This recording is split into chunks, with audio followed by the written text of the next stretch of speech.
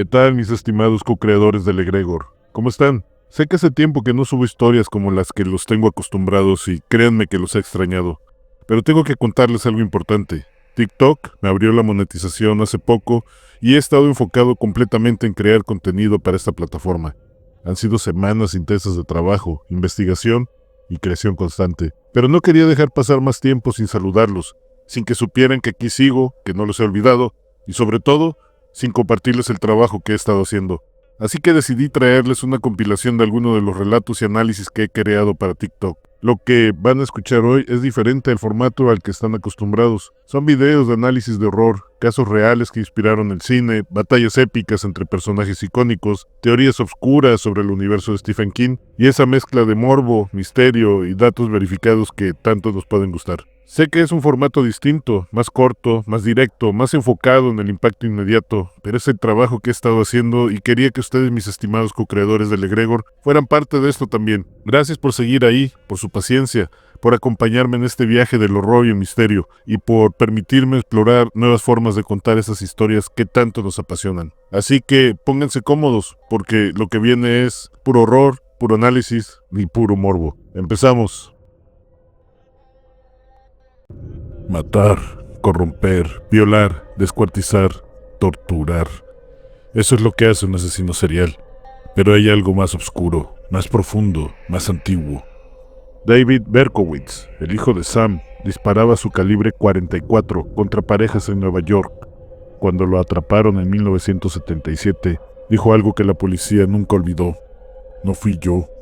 Escuché voces en los ladridos de los perros. Me daban órdenes que no podía ignorar. Albert Fitch, el hombre gris, devoró niños durante 2 décadas. En su juicio declaró: Dios me ordenó hacer sacrificios. La luna abre una puerta y algo entra. Yo solo soy el instrumento. Richard Ramírez, el Night Stalker, mató a 14 personas en California. Decía: Satanás me habla en los solos de guitarra del heavy metal. Me ordena cazar. Yo obedezco. Diferentes nombres, misma presencia, 3 asesinos, 3 décadas diferentes, 3 ciudades distintas, pero todos dicen lo mismo. No actuó solo, algo más grande los controla. Peter Sutcliffe, el destripador de Yorkshire. Las voces me ordenan limpiar las calles. Francisco García Escalero, el matamendigos. Voces me llamaban, me decían que tenía que matar. J.C. Pomeroy, el demonio rojo. Algo me da fuerza, velocidad, poder, algo antiguo. Y esto es lo más perturbador. En cada caso, la entidad tiene un nombre diferente. Dios, Satanás, la luna, perros, voces, el demonio rojo. Como si algo sin nombre se adaptara a la mente de cada asesino. Como si algo más viejo que el lenguaje los hubiera elegido. Pero hay algo más. Sobrevivientes de Richard Ramírez dijeron: no vi a un hombre, vi a un demonio con ojos vacíos. Una víctima de Peter Sutcliffe, que escapó, juró ante el juez: tenía patas de cabra y cuernos, no era humano. Las víctimas también lo perciben. No solo el asesino ve algo más grande. La víctima, en sus últimos momentos, también siente que está siendo devorada por algo que no debería de existir. Algo que mira a través de los ojos del asesino. Algo que se alimenta del miedo, del dolor, de la muerte. ¿Y si todos esos asesinos estaban diciendo la verdad? ¿Y si realmente son solo heraldos de algo más antiguo? ¿Y si hay una presencia oscura que ha estado aquí desde antes de la civilización? Esperando, susurrando, alimentándose. Los asesinos seriales modernos, 200 activos en Estados Unidos ahora mismo, todos con patrones similares. Todos mencionando algo que los controla, diferentes nombres, misma oscuridad. Hay algo en la sombra de los eones, algo que decidió penetrar en el mundo de los humanos y lo hizo a través de ellos. ¿Tú qué piensas? ¿Son asesinos solitarios? ¿O hay algo más atrás de todo esto que no lo podemos ver, que es muy antiguo y que tiene planes ominosos para nosotros?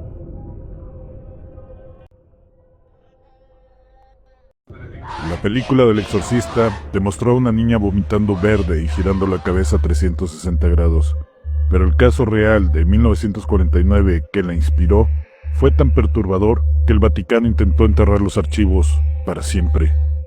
Potage City, Maryland, enero de 1949. Ronald Hunkeler, de 14 años, comenzó a experimentar eventos inexplicables después de que su tía Harriet muriera. Ella le había enseñado a usar el tablero Ouija para contactar espíritus.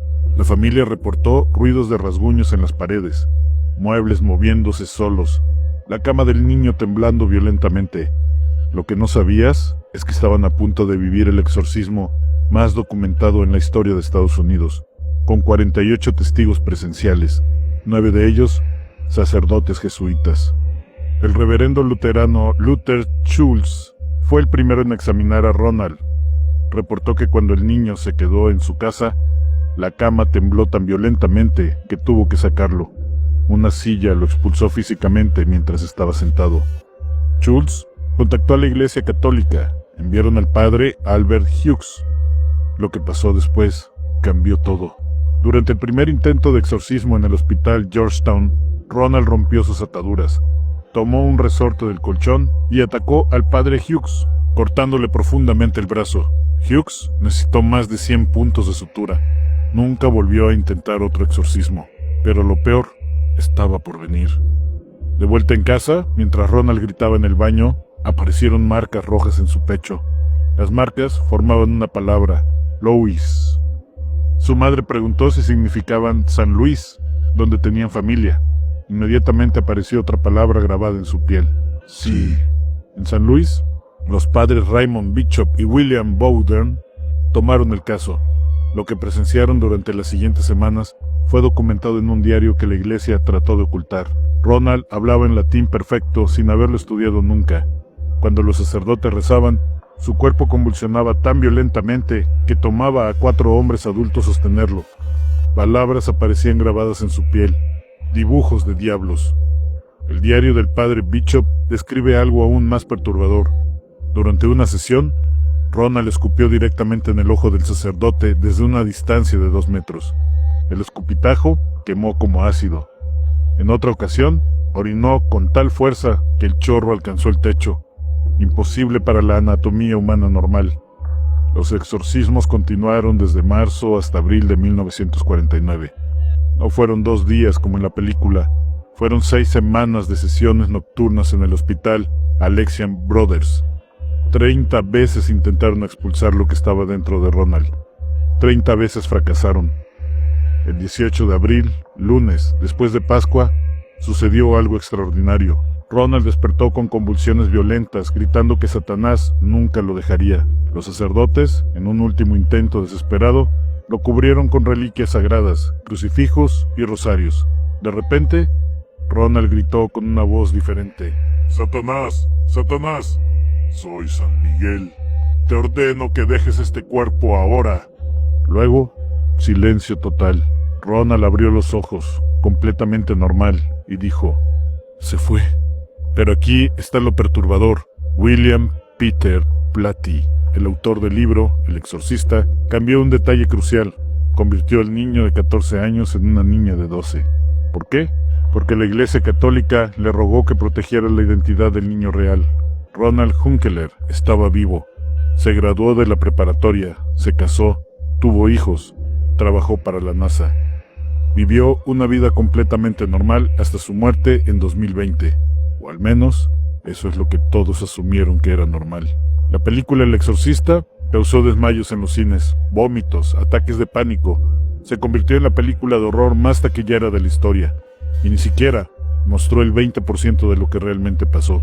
Porque Hollywood no podía mostrar a un niño de 14 años siendo sometido a 30 exorcismos durante 6 semanas. No podía mostrar las automutilaciones, los intentos de suicidio, la manera en que Ronald suplicaba que lo mataran para acabar con el sufrimiento. El ala del hospital Alexian Brothers, donde sucedió, fue demolida en 1978. Los trabajadores reportaron escuchar gritos durante la demolición, gritos de un niño pidiendo ayuda. Los diarios originales del padre Bishop están guardados en los archivos del Vaticano. Solo 3 personas tienen permiso para leerlos, porque según la Iglesia, hay información en esos diarios que, cito textualmente, podrían causar una crisis de fe global si se revelara. Linda Blair, la niña de la película, dice que hasta el día de hoy recibe cartas de personas que juran que después de ver El Exorcista algo lo siguió a casa. Ahora la pregunta que todos se hacen: ¿crees que Ronald Hunkeler realmente se liberó ese 18 de abril? ¿O lo que estaba dentro de él simplemente aprendió a esconderse mejor? Porque su familia reportó que hasta el día de su muerte en 2020, Ronald nunca hablaba de lo que pasó, ni una palabra en 71 años.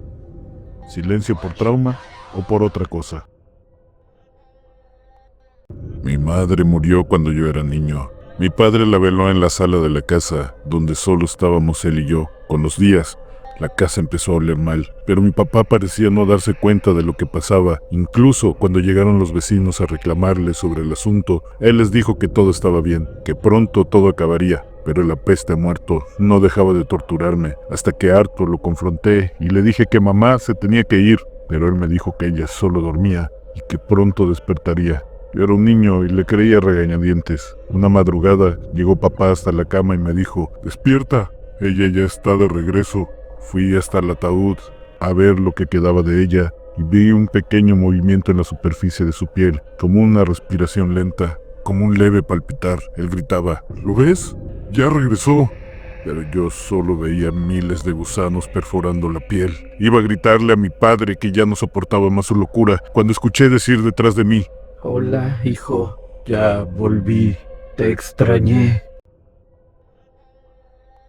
Un amigo me pidió que fuera a su casa por la noche para mostrarme algo que había comprado en la Deep Web. Cuando llegué, lo vi muy deprimido. Me señaló la orden que había hecho en la computadora, la cual decía: «payasos a domicilio». Me pareció una broma de mal gusto, así que no me reí. Era una especie de menú donde se podía escoger el tipo de payaso, la hora y el espectáculo. Él había seleccionado un payaso de más de 2 metros con los brazos tan largos que colgaban hasta el piso, las piernas tan largas y encorvadas como la de una rana, una cabeza deforme y abultada al frente y una dentadura afilada. Estaba vestido con un ropón viejo de payaso antiguo. El espectáculo se llamaba Asistencia de Desvivimiento y en el submenú estaba marcado Esviración en vida y Decapitación. Después me entregó algunas cosas y se despidió de mí, pero vi que el espectáculo comenzaba a las 9 y faltaban pocos minutos. Le dije que no tenía prisa, que podía esperar. Le comenté que siempre me habían gustado los payasos y me quedé a ver el espectáculo, el cual me encantó tanto y fue tan satisfactorio que, al final, le di a la página una puntuación de 5 estrellas sobre 5 y prometí recomendarlos. Un amigo me dijo que algo lo molestaba en su casa, pateando unos botes que tenía en su azotea. Hacía que los perros ladraran toda la noche, aventaba botellas por los aires y que, por más que se esforzaba, no podía conciliar el sueño. Una noche en que me había acostado antes que mi mujer, se me ocurrió hacer una oración por mi amigo, pidiéndole a lo que fuera que lo molestara, que siguiera su camino y lo dejara en paz. Cerré los ojos y antes de que terminara la primera plegaria, mi perro salió corriendo a la cama. Tembloroso ladró hacia la pared de enfrente, caminando hacia atrás. Su mirada iba siguiendo algo que indudablemente crecía en tamaño o estaba escalando la pared, tan grande que Orco, mi perro, se paró en sus 2 patas traseras para ladrarle al techo. De pronto, escuché un ruido fuerte de trastos que se caen al piso. Mi mujer llegó corriendo, se metió a la cama, me agarró de la mano y me dijo al oído: «Hay algo aquí, y es enorme». Los dos rezamos lo que no sabíamos, pero la cosa no se iba. Los trastes volaron en la cocina. Orco no dejaba de ladrar, los perros de la calle chillaban y todo estaba fuera de control. De pronto, mi amigo me habló por teléfono y yo contesté para salir del horror que estaba sintiendo. Al decir: «Bueno», él, eufórico, me dijo: «¡Por fin! Ya no lo siento, por fin se fue». En el acto, lo que nos estaba acechando dejó la casa. Mi perro dejó de ladrar. Los animales de la calle se calmaron. Mi mujer me soltó de la mano diciéndome: «Ya se fue». Y mi amigo del otro lado dijo: «Olvídalo, ya regresó». ¿Sabías que en Gremlins la madre de Billy iba a morir decapitada y Steven Spielberg le salvó en el último momento? Imagina entrar a tu casa en Navidad y encontrar la cabeza de tu madre rodando escaleras abajo, los ojos abiertos, la sangre fresca manchando cada escalón, mientras las risas de esas criaturas verdes resuenan desde la cocina, donde están devorando lo que queda de su cuerpo, y en el patio trasero tu perro ya no existe porque también se lo comieron, y cuando sales corriendo a buscar ayuda, te topas con un McDonald's donde los clientes están siendo picados para hacer hamburguesas de carne humana mientras los monstruos bailan y celebran. Ese era el guión original de Gremlins que escribió Chris Columbus en 1983, una película que no iba a ser familiar, que no iba a ser divertida, que iba a ser una pesadilla navideña tan brutal que los estudios la rechazaron una y otra vez hasta que llegó a las manos de alguien que vio el potencial de convertir ese horror en algo que cambiaría Hollywood para siempre. Pero antes de hablar de lo que cortaron, hablaremos de lo que nunca te dijeron sobre de dónde vienen esas criaturas, porque la palabra Mogwai no es inventada, es real, viene del chino Mogwi, que significa literalmente demonio o diablo, y en la mitología china antigua existían leyendas sobre estas criaturas mágicas que podían traer tanto buena suerte como destrucción total, dependiendo de cómo los humanos los trataran. Y aquí viene lo perturbador.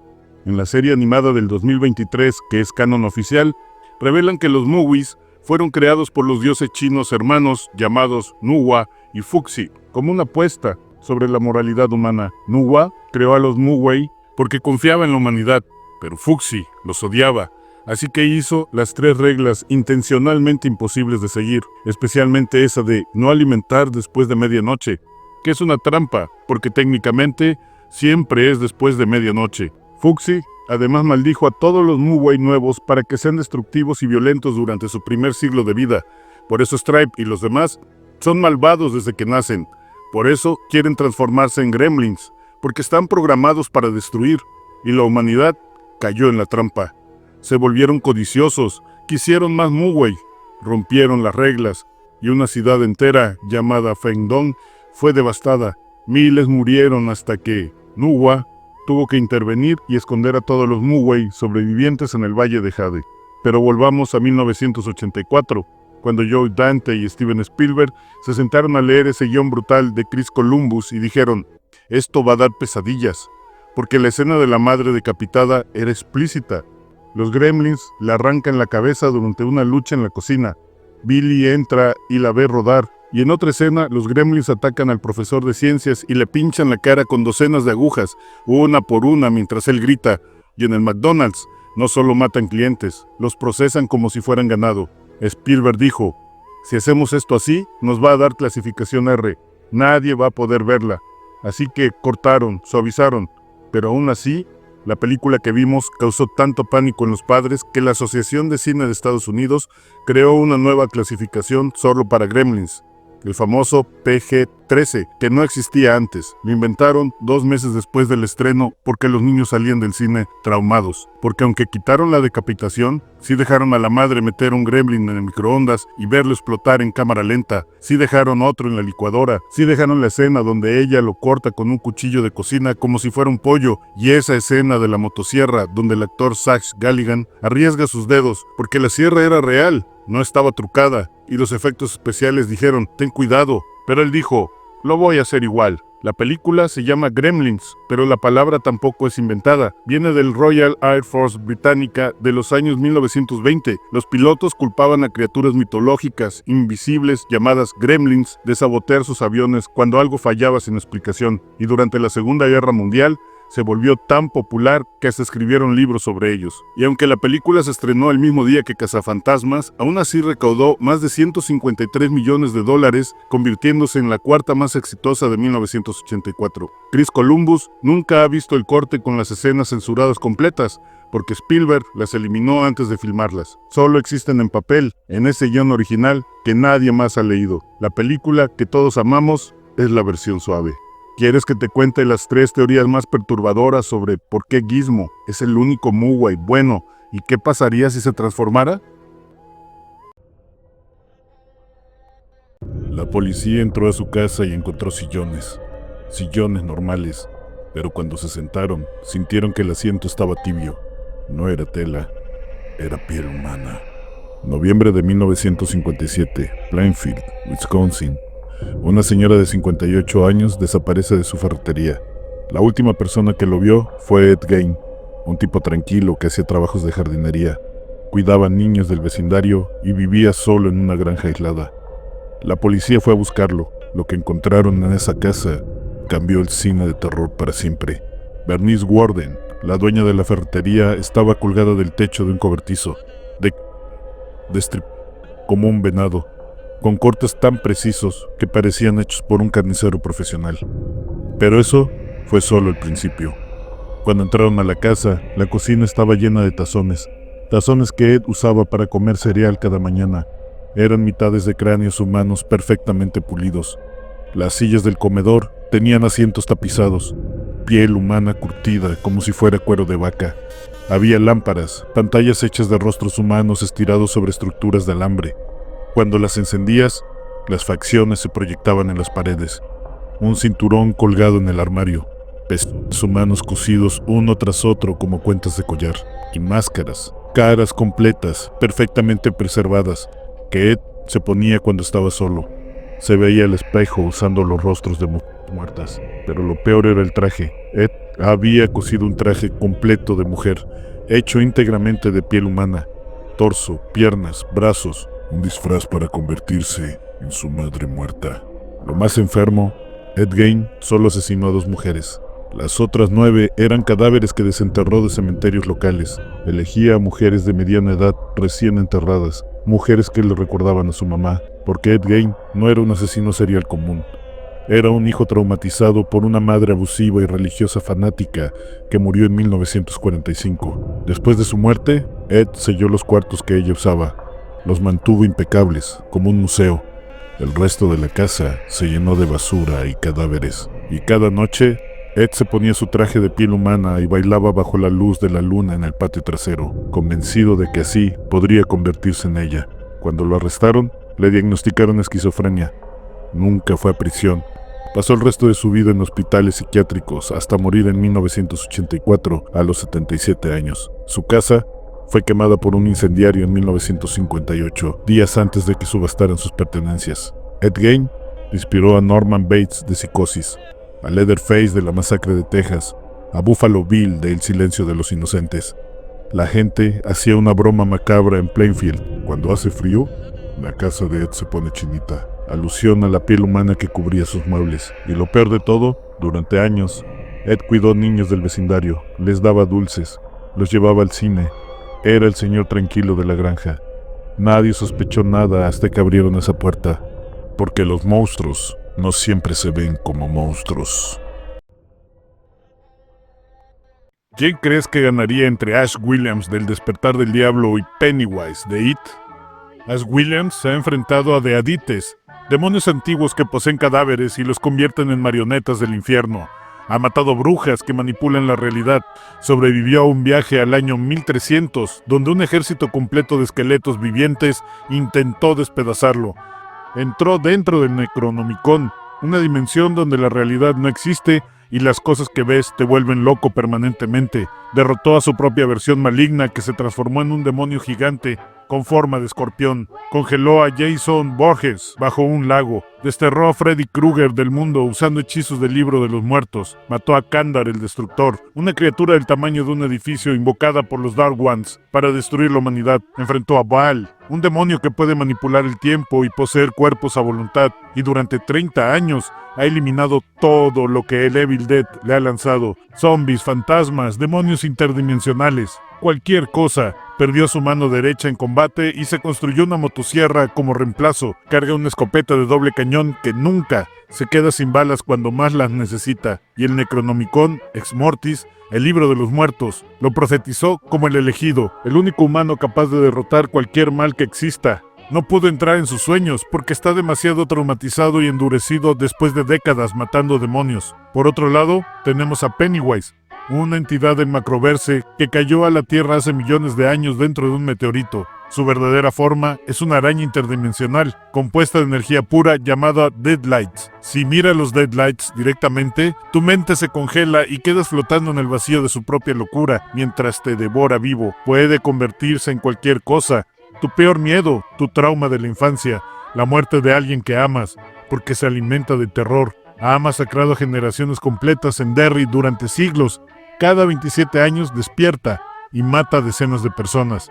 En 1962, durante el incendio del Black Spot, devoró 23 víctimas mientras el edificio ardía. En 1908, causó la explosión de una herrería que mató a 88 trabajadores.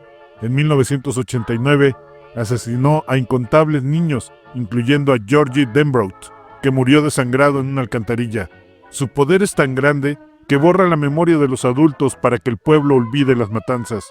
Puede leer tu mente, sabe exactamente qué te aterroriza, manipula la realidad para hacer que tus miedos cobren vida, infecta personas con su esencia para convertirlas en extensiones de sí mismo.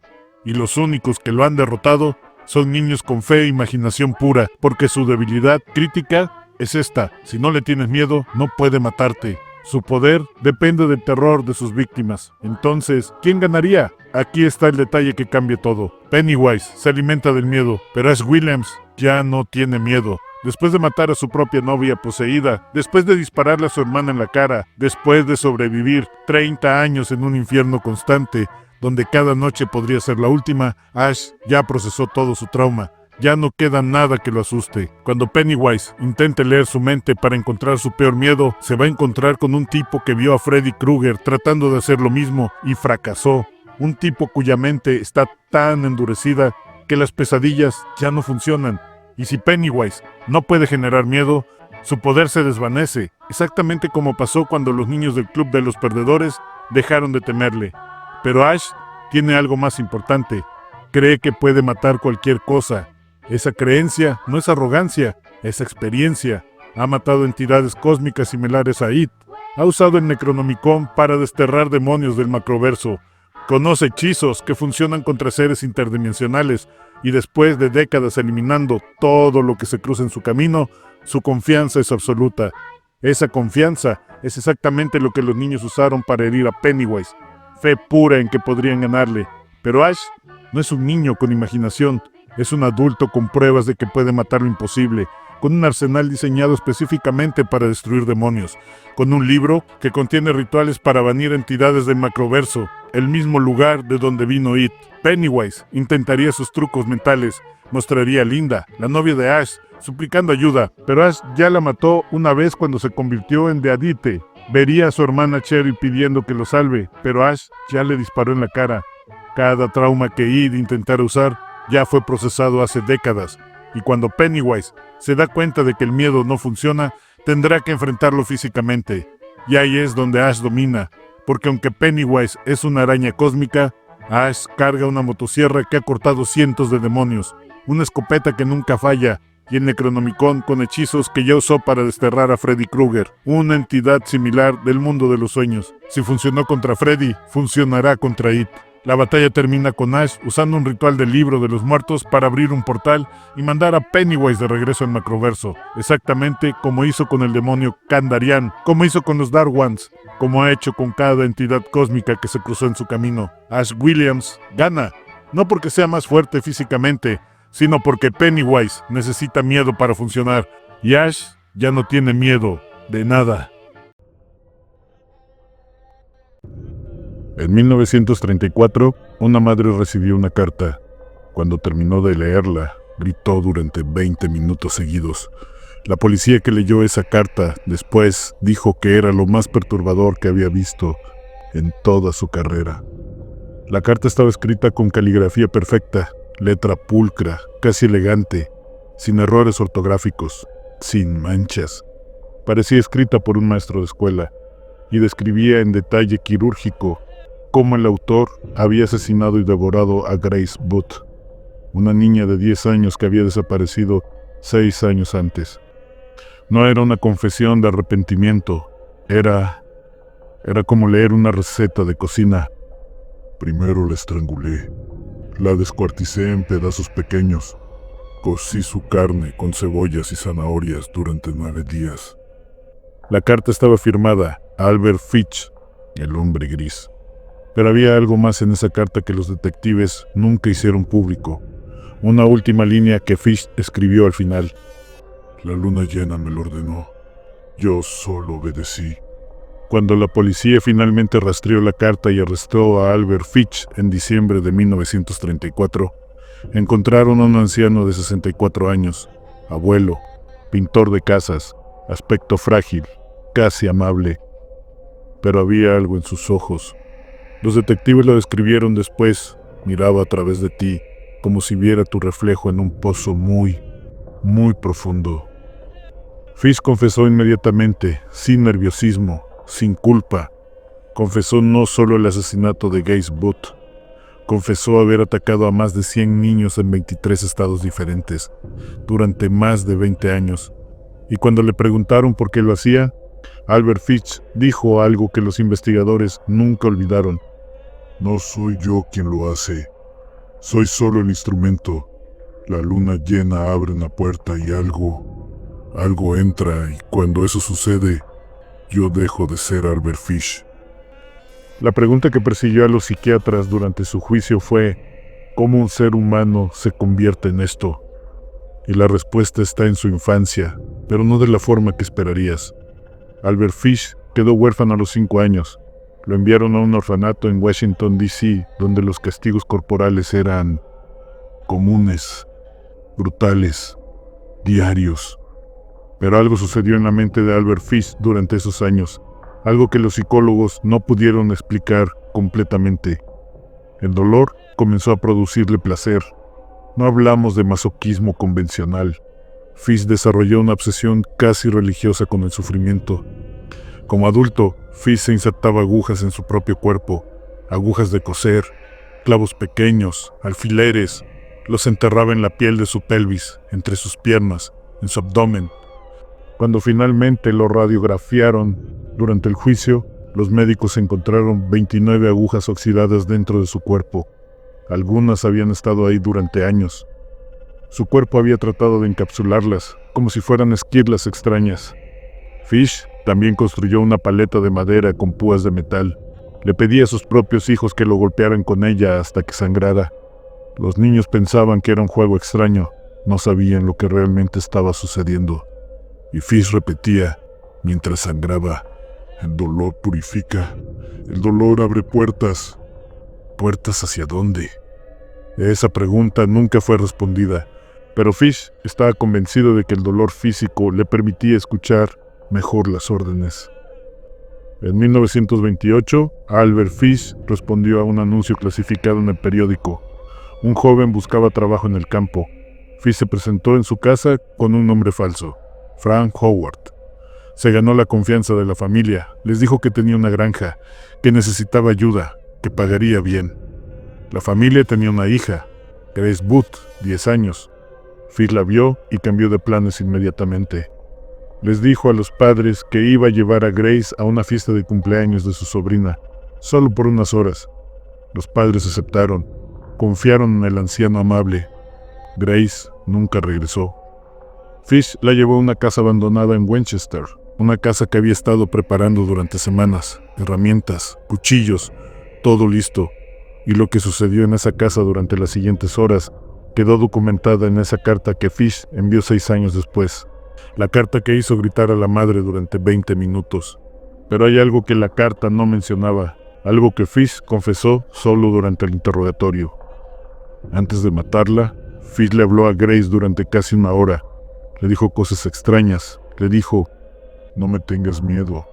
Yo solo soy las manos, pero lo que viene después de mí es mucho más grande. Tú vas a alimentar algo muy antiguo. Grace no entendió. Era una niña. Y Fish procedió.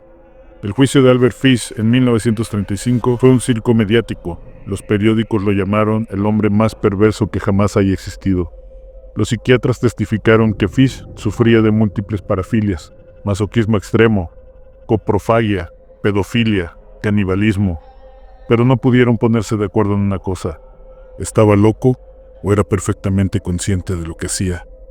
Porque Fish era inteligente, calculador, metódico, evitó ser capturado durante más de 20 años, y durante el juicio seguía diciendo lo mismo: Dios me lo ordenó, la luna me lo mostró, yo soy el mensajero. El 16 de enero de 1936, Albert Fish fue ejecutado en la silla eléctrica de Sing Sing. Sus últimas palabras fueron: "No sé ni por qué estoy aquí". Cuando activaron la corriente eléctrica, algo inesperado sucedió. Las agujas de metal que Fish tenía en su cuerpo causaron un cortocircuito. La primera descarga no fue suficiente. Tuvieron que electrocutarlo 2 veces. Y cuando finalmente murió, los guardias de la prisión reportaron algo extraño. Dijeron que en el momento exacto de su muerte era luna llena. Albert Fish dejó cartas sin abrir, víctimas sin identificar y una pregunta que sigue sin respuesta. ¿Realmente creía que algo más grande lo controlaba? ¿O fue el primer asesino serial que entendió cómo manipular el sistema con una historia de locura religiosa? Los detectives que investigaron su caso durante años dijeron algo inquietante. No era solo Fish, había otros. Asesinos en diferentes estados, diferentes décadas, que usaban la misma palabra, los mismos rituales, la misma obsesión con la luna llena. ¿Coincidencia? ¿Locura compartida? O tal vez Albert Fish estaba diciendo la verdad. Tal vez él realmente solo era en las manos y algo más antiguo, algo más oscuro, estaba operando a través de él. Porque si Fish fue solo el primero que capturaron, ¿cuántos más están ahí afuera? Algo en las sombras de la historia humana, algo que no tiene nombre fijo. A veces es la luna, a veces son voces divinas, y a veces es el mar, a veces es la oscuridad misma. Pero el patrón se repite. Hombres que dicen que ya no son ellos mismos, que algo más grande los habita, los usa, los convierte en manos que ejecutan órdenes de algo antiguo. Albert Fish fue solo el primero de esta serie. Habrá otros, y cuando los conozcas, empezarás a ver la conexión. Porque todos mencionan lo mismo. Yo no era yo, era solo el instrumento. La pregunta no es si estaban locos, la pregunta es: ¿qué pasa si todos ellos estaban diciendo la verdad? Comenta, ¿crees que Fish actuaba solo? ¿O realmente había algo más controlándolo?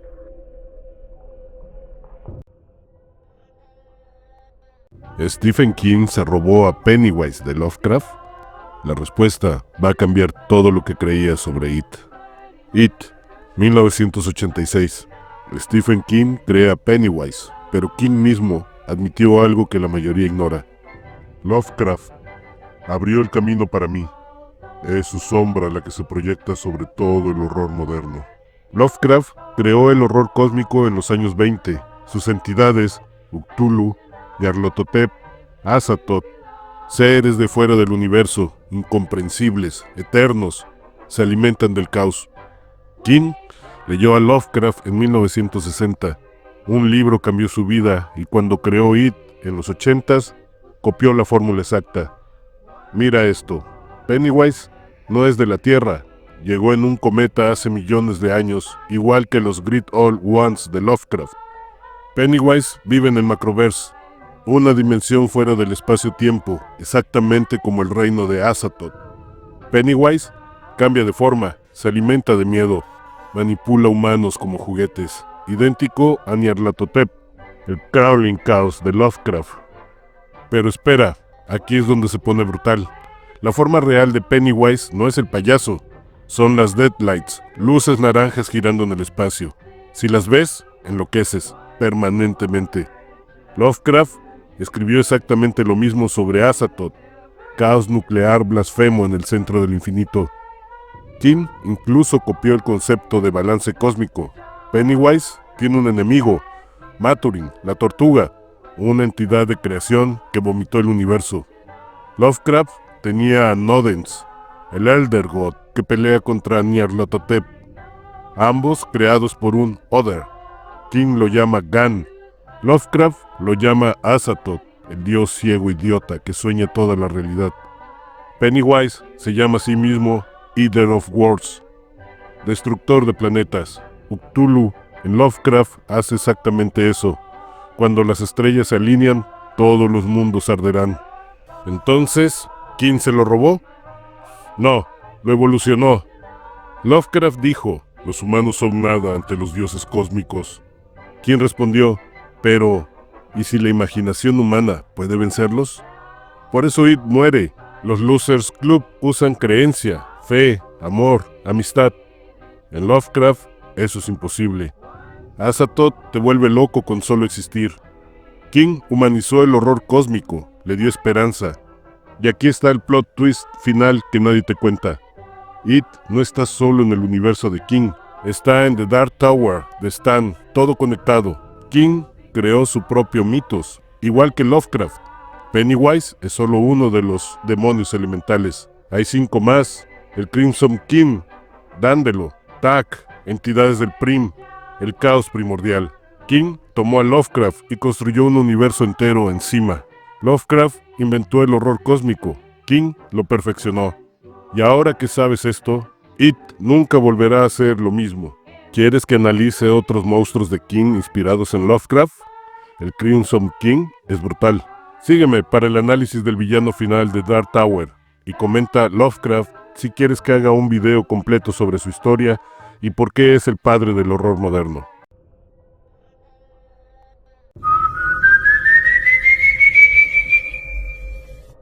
Si escuchas este silbido cerca, estás a salvo. Si lo escuchas lejos, ya es demasiado tarde. Te presento al Silbón. Guanarito, Venezuela.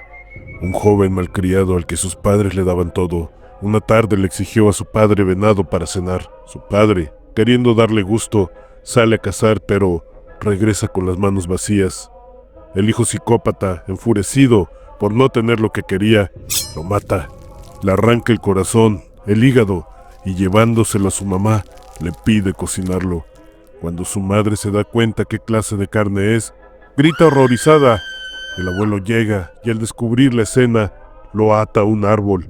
Le da latigazos hasta que la piel de la espalda se le cae a pedazos y en la carne viva y sangrante le echa chile picante para atormentarlo. Después lo maldice gritándole: «Cargarás los huesos de tu padre por la eternidad, hijo malagradecido». Luego lo soltó y lo persiguió con su perro, el Tureco, el perro del diablo, para que nunca descanse. ¿Crees que esto es un mito? Hubo tantos avistamientos del Silbón en los llanos, tantos reportes de campesinos y ejidatarios aterrorizados en el 2003, que Hugo Chávez, expresidente de Venezuela, tuvo que salir en televisión nacional diciendo: «El Silbón no existe», para calmar los ánimos. Su gobierno dijo que lo inventaron los terratenientes para controlar a los campesinos, pero los habitantes de los llanos siguen escuchándolo.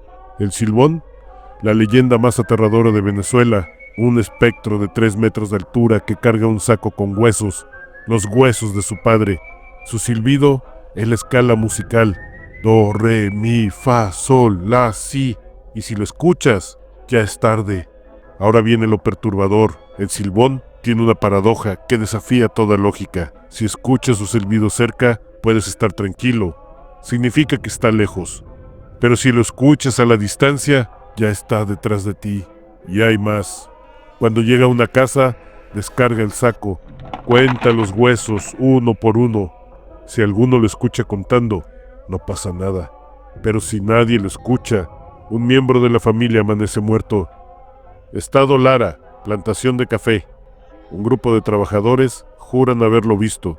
Figura alta, delgada, sombrero de paja. Su silbido era tan penetrante que corrieron despavoridos. La leyenda es tan arraigada que desde 1975 existe el Festival Internacional del Silbón en Guanare, Venezuela. 3 días, 350 músicos, bailarines, miles de personas celebrando a un asesino maldito.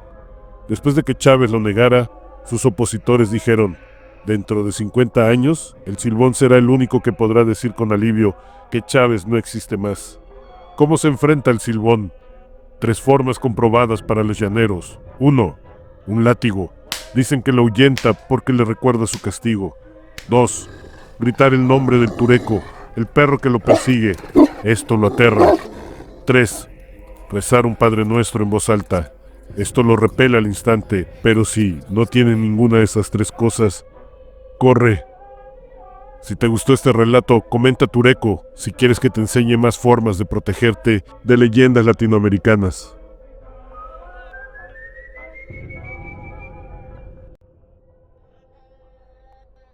le platiqué a la medium que tenía que ir a hacer una investigación paranormal a un cementerio. Pensé que me preguntaría a cuál, pero solo me miró expectante.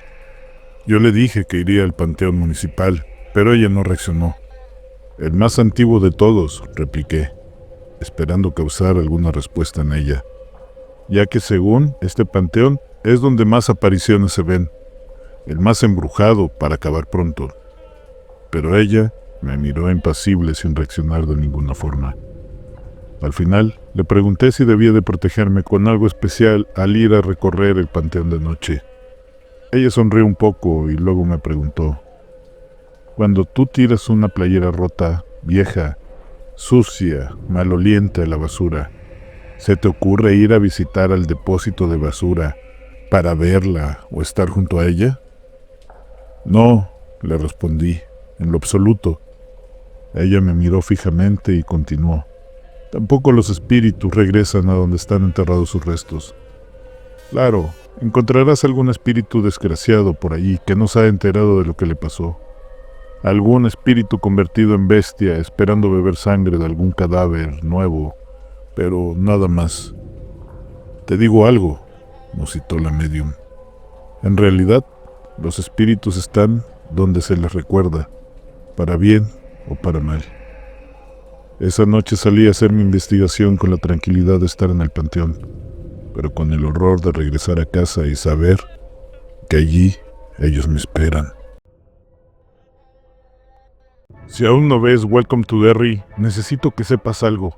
Este último capítulo no es solo horror, es arte visual, en su máxima expresión. Y cuando te describa lo que Andy Muschietti hizo con Pennywise en este final, vas a entender por qué este payaso se convirtió en el villano más icónico del cine de terror moderno.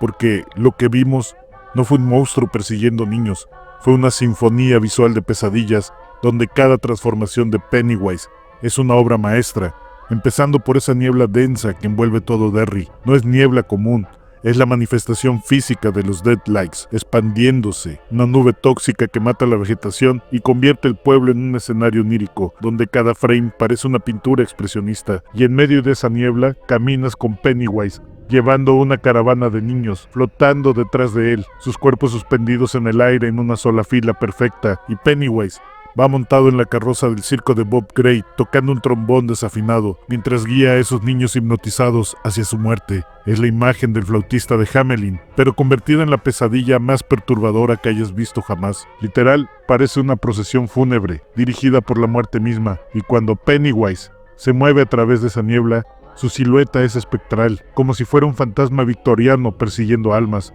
Pero aquí viene lo brutal, cuando los adultos le disparan en la cabeza a Pennywise y su rostro explota en pedazos, en lugar de morir simplemente se congela, ahí parado, con el cráneo destrozado, y usa los Deadlights para paralizar al héroe mientras su cara se regenera lentamente frente a nuestros ojos. Y justo cuando crees que ya viste todo lo que Pennywise puede hacer, cuando los niños están a punto de enterrar la daga que lo encerrará otra vez, Pennywise hace su transformación más épica de toda la serie. Se convierte en una criatura gigante, mitad murciélago, mitad ave con alas membranosas masivas. Es como si mezclaran un quiróptero con un dragón lovecraftiano y vuela hacia ellos con una velocidad aterradora, intentando detenerlos, pero llega un segundo tarde. La daga se entierra. Los 13 pilares disparan rayos de luz dorada hacia el cielo como si fueran los pilares de la creación misma, y Pennywise es lanzado hacia el suelo con una fuerza brutal, derrotado, pero no destruido. Y antes de retirarse a las alcantarillas, dice con esa voz que te hiela la sangre: ¡Qué público tan animado! Burlándose hasta el final, reconociendo que esto solo fue otro show para él. Y eso es lo que hace a este Pennywise tan especial. No es solo un monstruo, es un artista del horror. Cada aparición es teatral. Cada transformación tiene un propósito narrativo. Cuando lleva a los niños con el trombón, es el showman del circo. Cuando se convierte en ave, es la muerte desde arriba. Cuando su rostro se despedaza y regenera, es la inmortalidad encarnada. Bill Skarsgård entendió que Pennywise no solo aterroriza, seduce con su presencia. Cada gesto es deliberado, cada sonrisa torcida tiene una intención, y visualmente este final es cinematografía pura. La niebla creando profundidad en cada toma, los niños flotando como ángeles caídos, la transformación en criatura alada siendo prácticamente un homenaje a las películas de monstruos clásicas, pero con efectos modernos que te dejan sin aliento, Y cuando ves a Pennywise tocar ese trombón desafinado, guiando su procesión de almas, entiendes que estamos ante un villano que trasciende el género del terror, porque no solo da miedo, es hermoso en su horror, hipnótico en su maldad, y ese es el genio de Andy Muschietti, convertir el terror en algo que no puedes dejar de ver, algo que te repugna, pero al mismo tiempo te tiene completamente cautivado. Mi hermano me pidió que lo acompañara a persogar al caballo. Me dijo, súbete, no tengas miedo, solo me quiere a mí, súbete. El diablo ya lo había bajado del caballo anteriormente, después de que mamá lo maldijera. Yo no quería ir, le hice con la cabeza que no. En sus ojos había súplica al principio, pero luego se tornaron inquisitivos y dijo, súbete, con el tono del hermano mayor, el que papá usaba para obligarnos a hacer cosas como la de ir en las madrugadas a ordeñar las vacas. Eso acechaba entre los matorrales. Eso ya se había comido a uno de mis hermanos, y a papá no le importaba. Si nos negábamos, agarraba el machete y nos perseguía por la casa. Salíamos con las cubetas de madera a cuestas. «¡Y no regreses si no traen la leche!», gritaba con machete en mano. Salir al campo con eso afuera era un riesgo, pero quedarnos en casa era una certeza. Así me miró mi hermano. Moviendo la cabeza me subí en las ancas del pinto. «¡Agárrate!», me dijo mientras le pegaba con los talones debajo de las costillas. El caballo primero trotaba, pero al segundo espolonazo comenzó a correr. El aire se cortó con un silbido y mi hermano se estremeció. «¡Agárrate!», me dijo, y le pegó de fuetazos al pinto. «¡Agárrate!», me volvió a decir, pero no sé cómo. Algo me jaló de la panza al piso y pude ver cómo algo corría con las patas traseras y los nudillos. Sus brazos eran largos, su piel pálida, el cabello ralo y escaso colgaba de una cabeza abultada. Y un manotazo tomó al caballo de las ancas, haciendo que bajara de velocidad. Luego, con un movimiento, se subió a la parte trasera del animal, abrazando a mi hermano. Ambos se perdieron en la oscuridad, y yo corrí para alcanzarlo.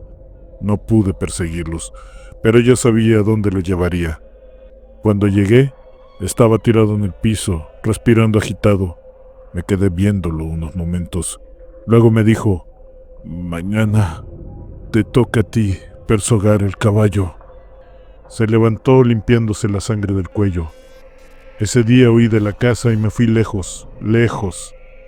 De eso ya tiene muchos años. Ya estoy viejo. Pero papá no deja de tocar por la ventana y gritarme que tengo que ir a persogar al caballo. Vivo en el piso 10. Y papá tuvo que haber muerto hace mucho. Ya estoy cansado de correr de esto. Creo que iré a la azotea e intentaré volar. ¿Notaste la línea más perturbadora que Pennywise dijo en el final de Welcome to Derry? La mayoría se enfocó en lo de Richie Tozier, pero hay una frase que Pennywise dice que es mucho más profunda y aterradora de lo que parece. Y cuando te explique lo que significa esta línea, vas a entender que los creadores acaban de revelar algo cósmico sobre la naturaleza de It, que cambia todo lo que creíamos saber. Cuando Pennywise está amenazando a March, le dice, «La semilla de tus asquerosas entrañas y sus sucios amigos me traen mi muerte. O es mi nacimiento, me confundo. ¿Mañana? ¿Ayer? Todo es lo mismo para el pequeño Pennywise». Esa frase, mi muerte o es mi nacimiento, me confundo, no es solo una broma macabra, es una revelación filosófica sobre cómo It experimenta la existencia. Y hay 3 interpretaciones que están volviendo locos a los fans. Interpretación 1. Dice que para un ser que existe fuera del tiempo lineal, muerte y nacimiento son literalmente la misma cosa. Piénsalo así. Si experimentas toda tu vida simultáneamente, el momento en que naces y el momento en que mueres ocurren al mismo tiempo. Desde tu perspectiva, no hay antes o después. Hay solo un gran momento eterno donde todo tu ser existe. Así que cuando los losers lo matan en 2016, desde la perspectiva de Pennywise, ese es también el momento en que nace, porque es consciente de toda su existencia de golpe. Muerte y nacimiento se fusionan en un Ouroboros eterno, la serpiente comiéndose su propia cola. Interpretación 2. Es aún más oscura. Algunos fans creen que Pennywise literalmente nace cuando muere, que su muerte en 2016 es lo que lo catapulta hacia atrás en el tiempo a través de todos sus ciclos anteriores. Es como si su conciencia fuera expulsada al pasado en el momento de su muerte. Así que cada vez que experimenta un ciclo, ya lo ha vivido después de morir. Imagina que tu último pensamiento antes de morir se convierte en tu primer pensamiento al nacer, creando un loop donde vives tu vida en reversa. Después de morir, bajo esta teoría, Pennywise no está viajando activamente al pasado. Su muerte lo envía ahí automáticamente y él está confundido, porque desde su perspectiva, acaba de morir, pero también acaba de nacer. Interpretación 3. Dice que Pennywise está experimentando una crisis existencial masiva. Él puede ver todo su tiempo de existencia, pero su mente todavía intenta procesar las cosas de forma lineal. Es como si alguien te mostrara toda tu vida en una sola imagen. Tu cerebro humano colapsaría intentando entenderlo. Pennywise dice, me confundo, porque literal está abrumado por experimentar muerte y nacimiento y todos los momentos intermedios, simultáneamente. Su conciencia está fracturada a través del tiempo, y esto explicaría por qué a veces Pennywise parece tan caótico y errático.